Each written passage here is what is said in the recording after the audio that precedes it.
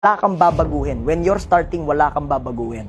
It's not open to your interpretation. The standard is absolute. It's 95% what you do when nobody's looking and only 5% spotlight. So don't look at the achievement, the result right away.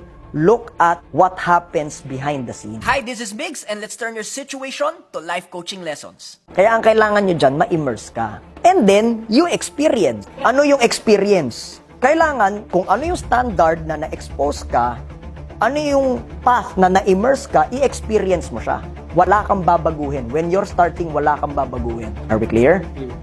After you go with experience, pag na-experience mo, then you make it a habit. At kapag naging habit na siya, it becomes a lifestyle until it becomes an identity.